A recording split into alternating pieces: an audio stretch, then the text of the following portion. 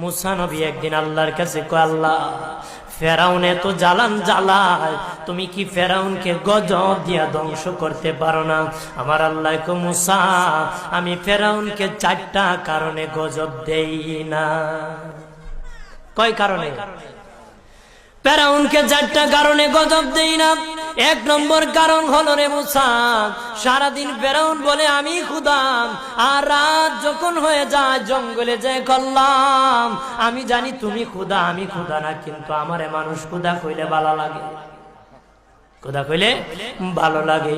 প্রভু তাই তুমি বিরক্ত হইয়া আমার উপর গজব দিও না।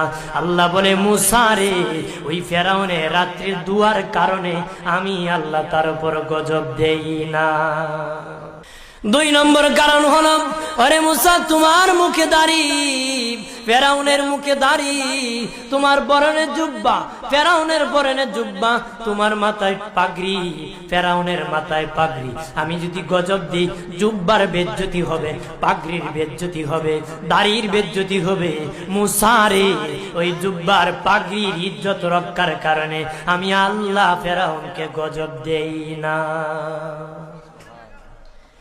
3 নম্বর কারণ হলো, আল্লাহ বলেন, মুসা রে মুসা, 3 নম্বর কারণ হলো, ফেরাউনের বাড়িতে একটা এতিমখানা আছে।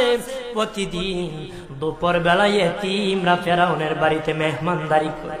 তারা খাওয়ার পরে আমি আল্লাহর কাছে দোয়া করে, আল্লাহ তুমি যদি গুসা হয়ে ফেরাউনকে গজব দিয়ে ধ্বংস করে দাও, আমরা এতিমকে কে খাওয়াইবে রে আল্লাহ, আমাদের দুয়ার বরকতে ফেরাউনকে গজব দিও না।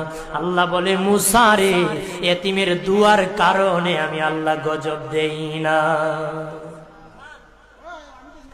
4 নম্বর কারণ, আল্লাহ বলেন, মুসা ফেরাউনের একটা মাছ বিদ্ধ, হাঁটতে পারে না, ফেরাউন নিজ হাতে নিয়ে গোসল করায়, নিজ হাতে মায়ের শরীরে তৈল লাগায় দেয়, নিজ হাতে ফেরাউন খাওয়ায় দেয়।